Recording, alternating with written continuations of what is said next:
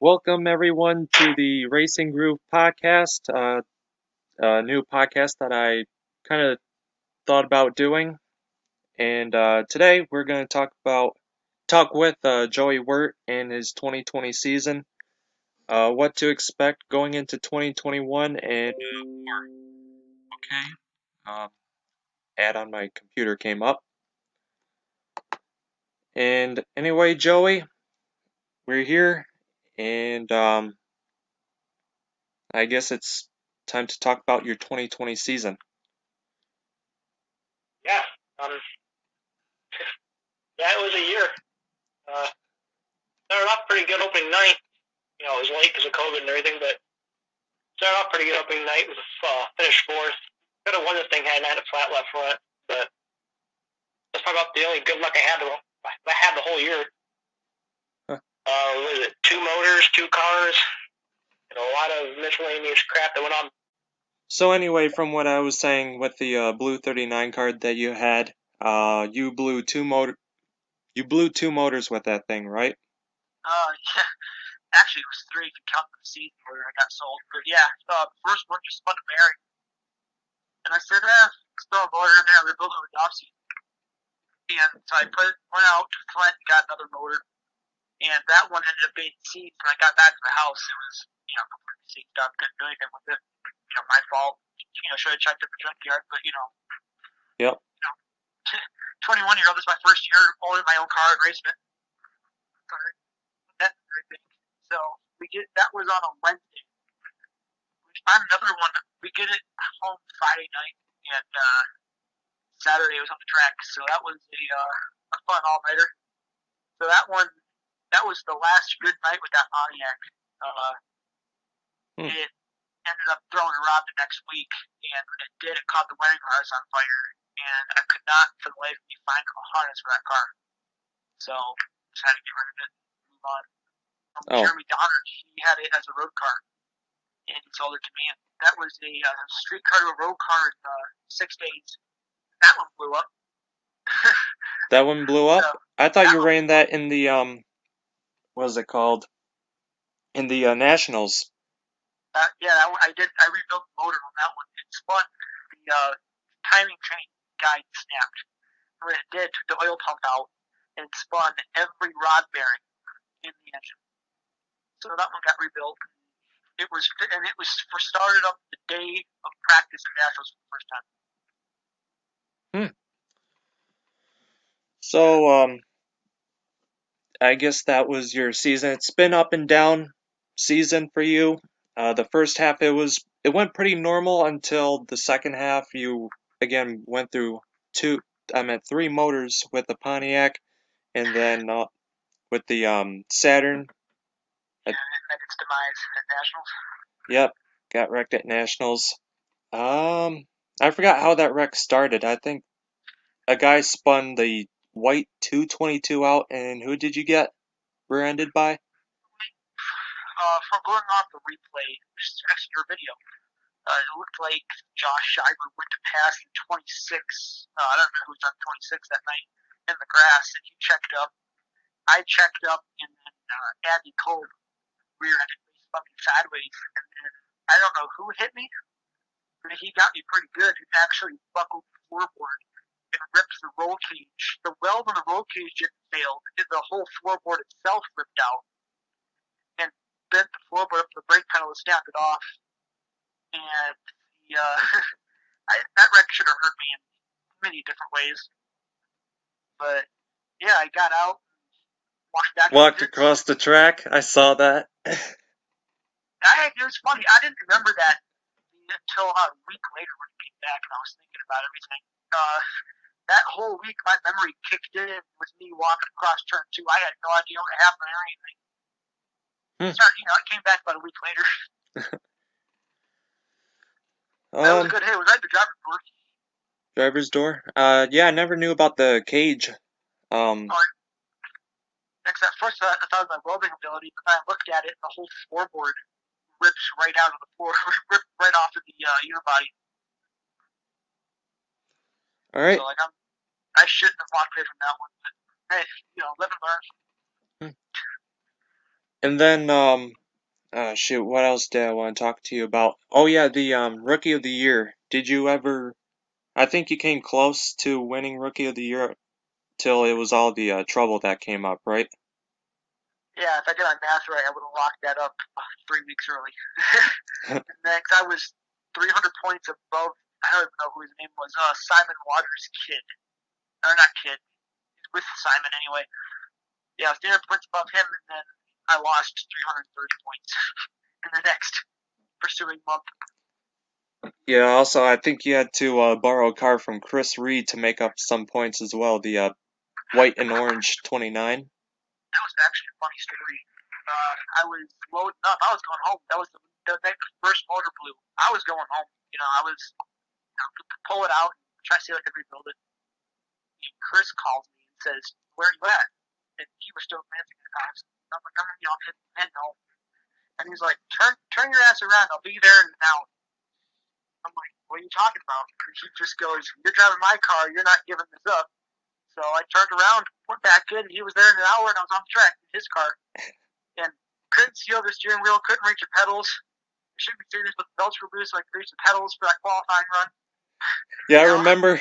I remember sitting up in the grandstands, and you and recording the heat race. You were way down low, like beneath the steering wheel. I was like, "Are you sure you can see out the windshield?" I couldn't That's see how out the low you windshield. were sitting. Oh, I couldn't see the windshield. I couldn't see anything. And then the wiring harness for that one somehow got pinched in the transmission. That's why the car stalled. And it happened actually twice.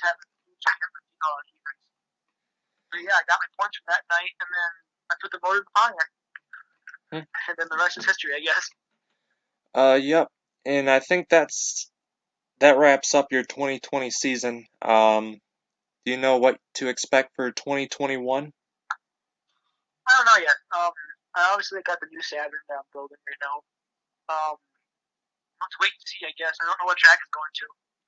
I'd like to run it at Spartan full time, but depending what kind of rules they are with their new ownership will determine where I go. I mean, I love Owasso and all. It's a fun track, but it's just hard on engine. Doesn't really. I didn't grow up going there. I grew up going to Spartan. It's just Spartan's my home, you know. And I mean, Owasso's a fun track. I love everybody there.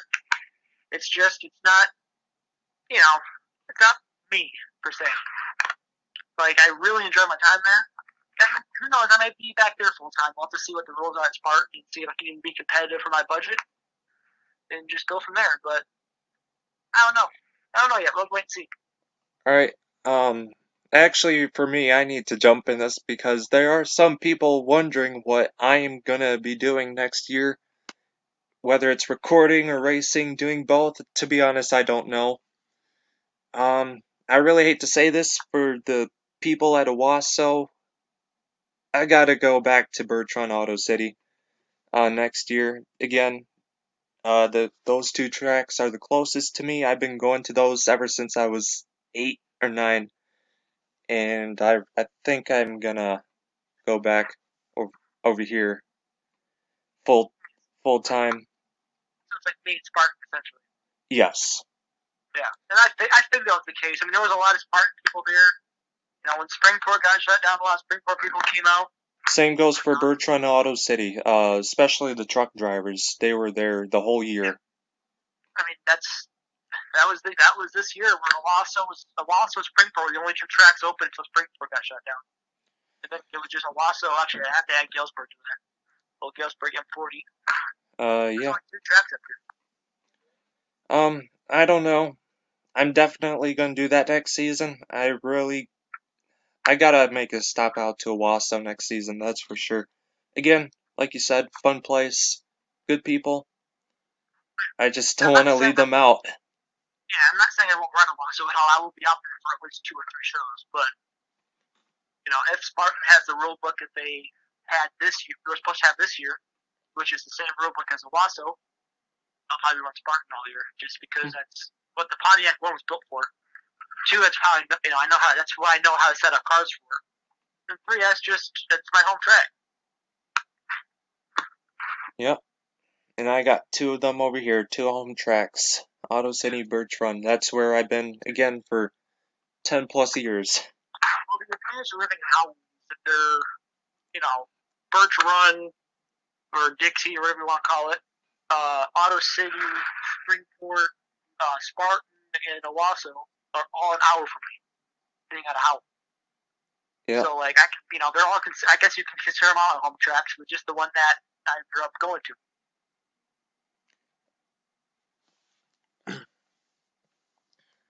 So yeah, next season's going back to the our same ways, basically, unless everything changes again, because Will we even race next year? Huh? That's the other thing we have to think of is, are we even going to be racing next year? I mean, chances are yes, but then again, I hope so. I hope we get back to racing, especially Auto City, because to be honest, my first what was it called, Maximum Destruction start has been on hold for at least it's gonna be on hold for a year and a half. Cause back in 2019, the final event, I was supposed to run with a Saturn, and that got rained out twice, then canceled. And then this year I was gonna run, Auto City didn't run this year, nor Birch Run, so my first start is still waiting.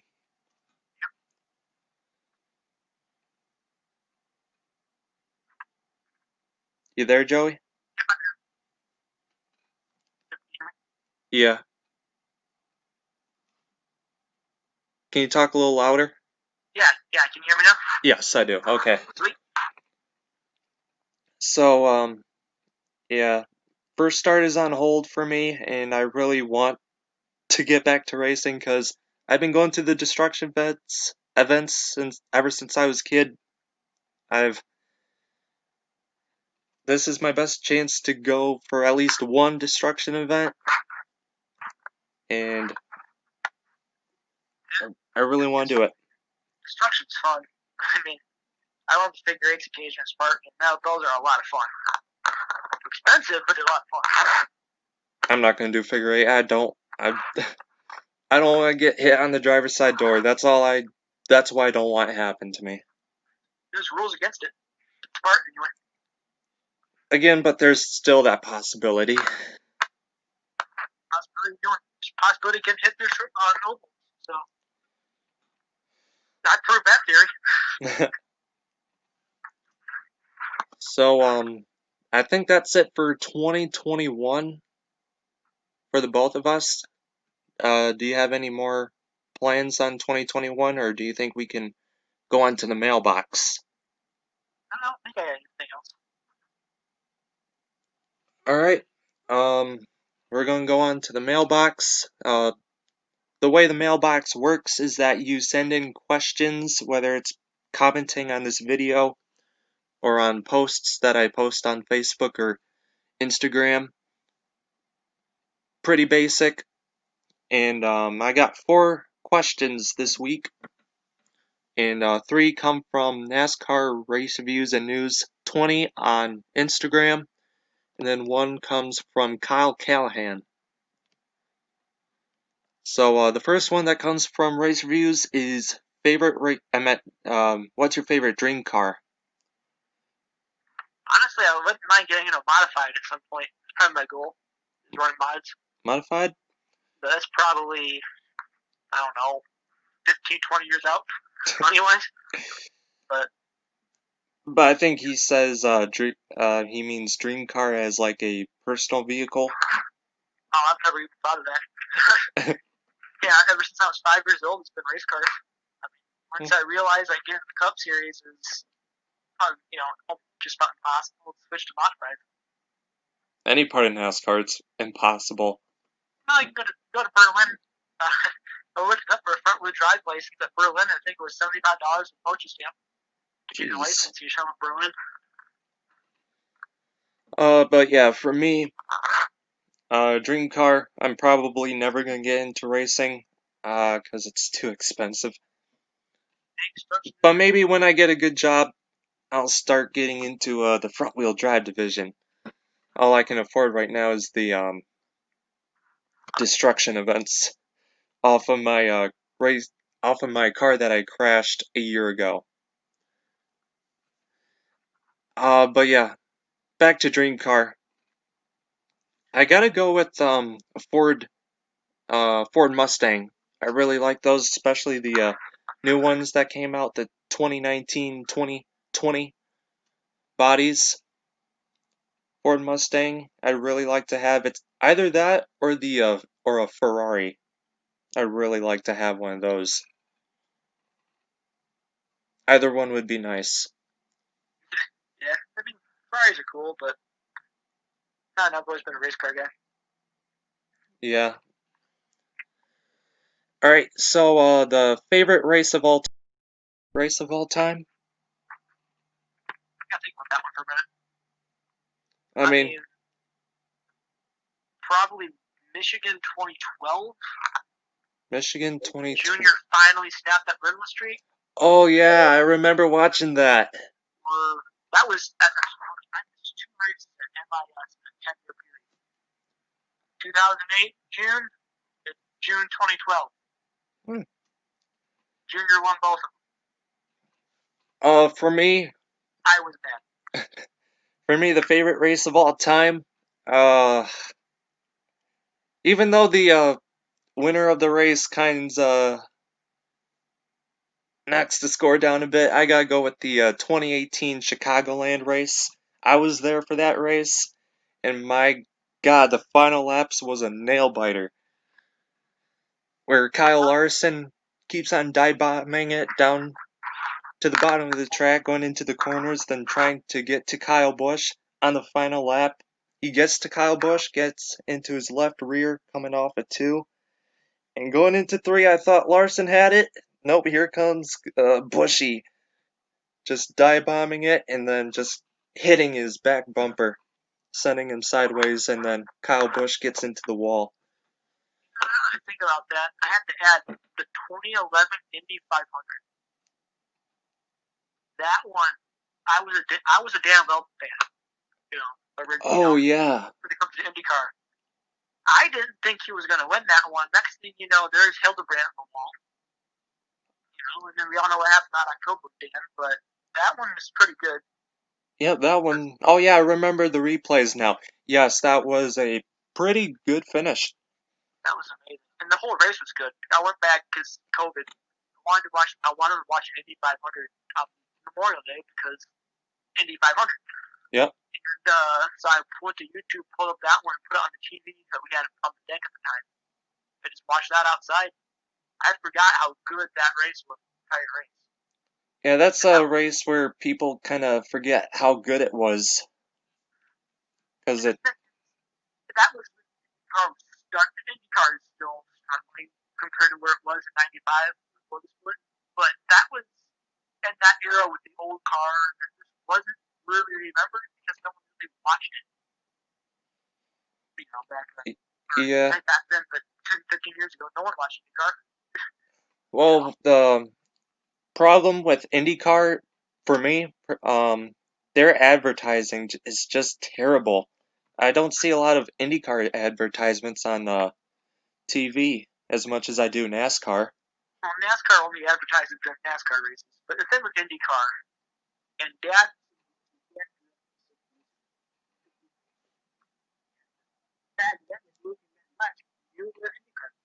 What did you say? Because your mic went out. Your mic kind of went out a bit. You live in the Midwest, you were an IndyCar fan. That's just how it was. South was NASCAR, the West Coast Sprint was sports cars. Yep. Dad remembered every year at Indy 500, this is a big deal. He would watch it every year. And in 1996, when the split happened, all of a sudden IndyCar left the face of the earth. And that's because the split happened. All the big name drivers never went to Indianapolis. They all went to Michigan for that disaster. And IndyCar was basically dead after that, and it's just coming back. And they got a long way to go to, repair that damage that time period caused. Yeah. And I'm almost curious what IndyCar would be like if the split never happened. That's a good thought. Because it was heading towards a Formula One type of deal, all the money was thrown around and stuff, and the split happened, and the cart was gone within 10 years.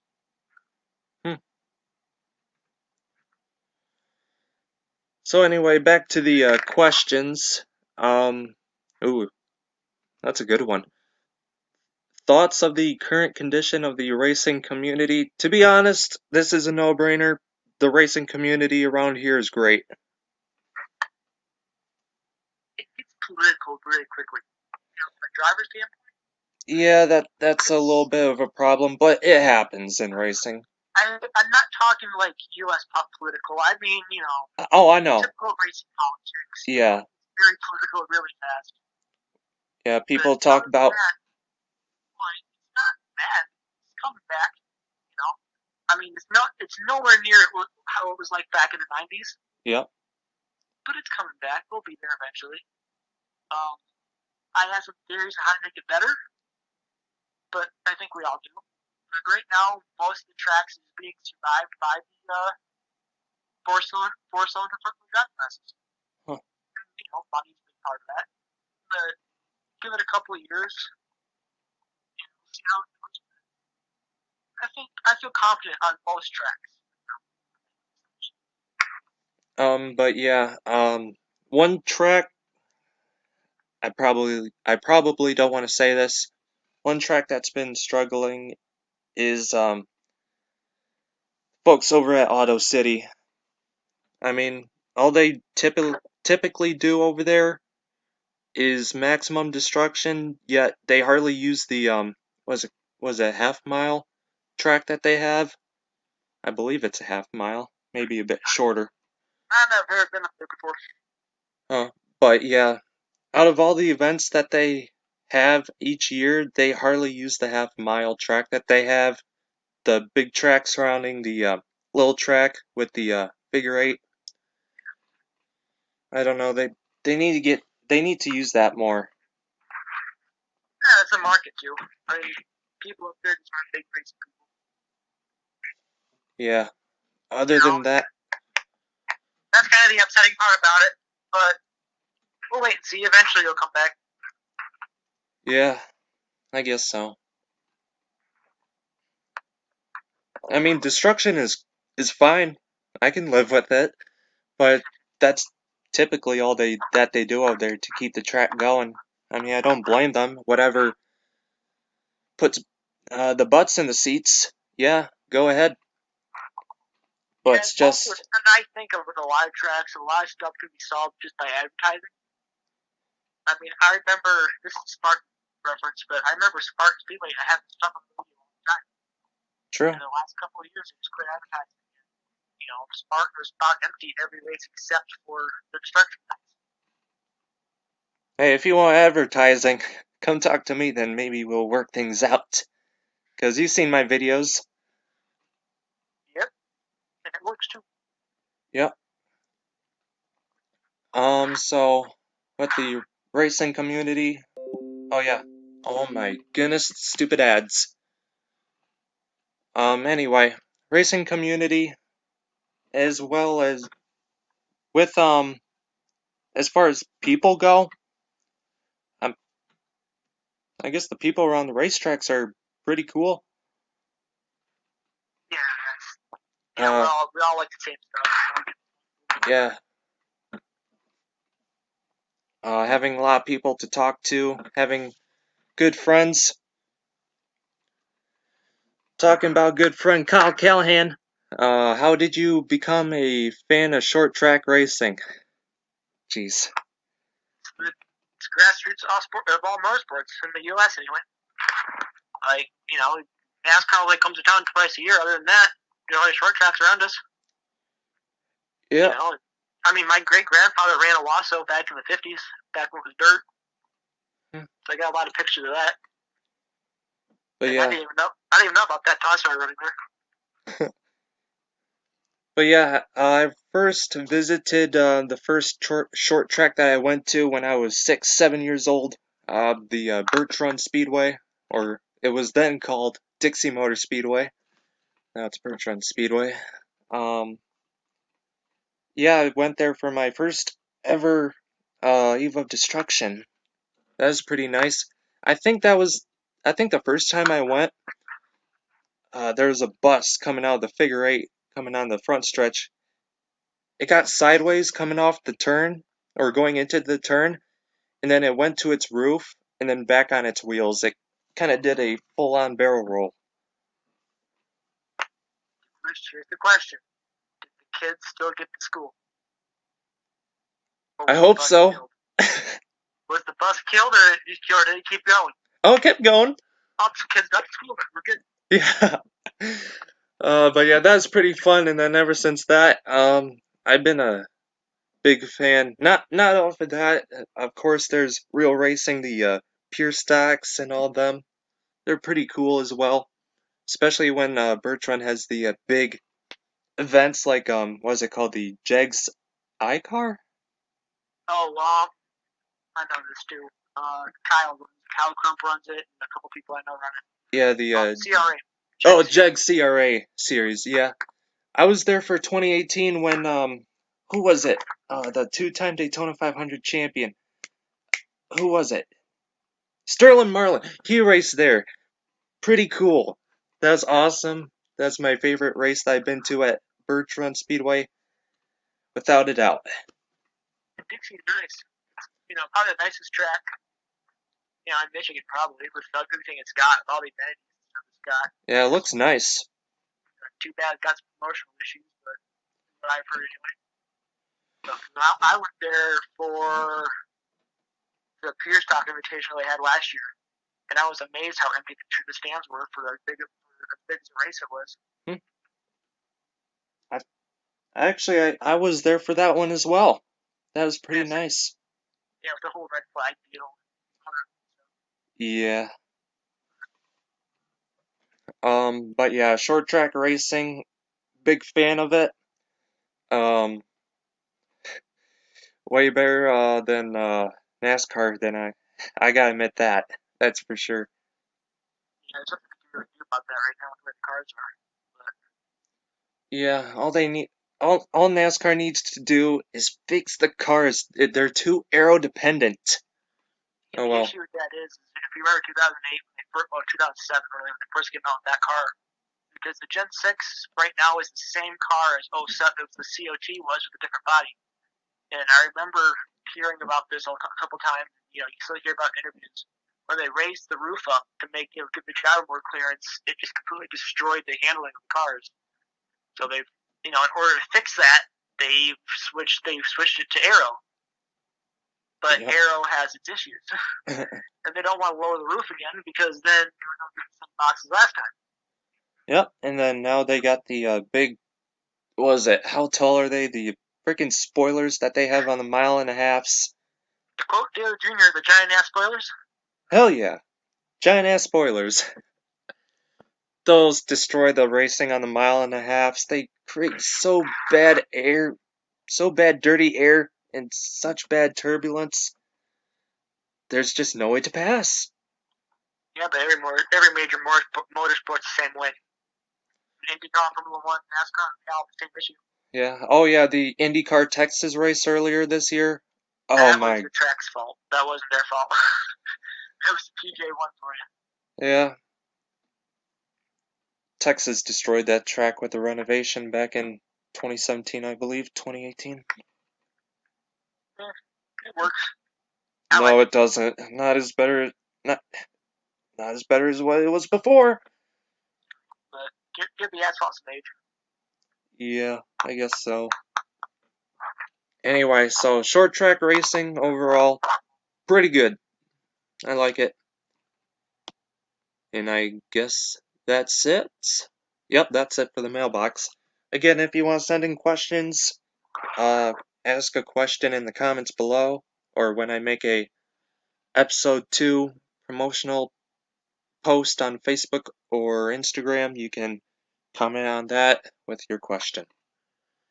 So after that, anything else you want to talk about? Any thoughts? No, not really. Anything that comes up to mind? No, you got anything? Not really. Oh yeah, Kyle Busch won today or tonight. Yep. Finally. Finally. I actually wanted him to win so that JGR doesn't get into the championship for at Phoenix. Very still. At least Keselowski's still above the cut line. That's all I care about. I'll be honest, I felt bad for all the teams. All the teams. They were stuck there for 4 days. Oh, yeah. None of them brought anything. Oh, It was no. supposed to be, it was a 1-day show. Get in, get out. Here they are on Wednesday. Yep, getting out Wednesday night. And then just imagine they have to drive all the way back to Charlotte to get ready for Martinsville. Only the trucks have got back here. That's why. But yeah, I can't imagine them leaving tonight, heading back to Charlotte, North Carolina, getting ready for Martinsville. Truck race is in two days.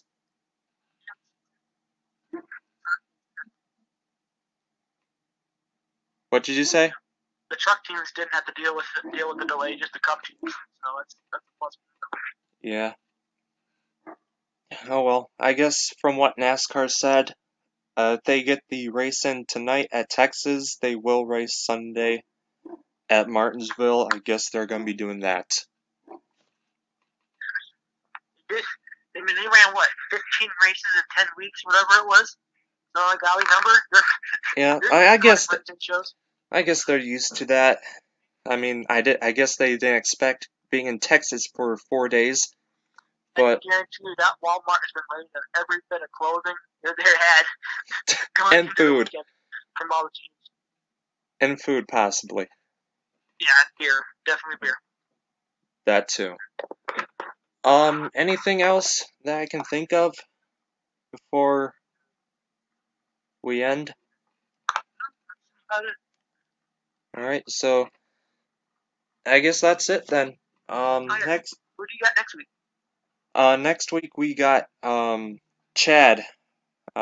Chad Freeman will be coming on next week for episode 2 of the Racing Group podcast. Hopefully, I get things more organized for that one. Than that, I guess that's it.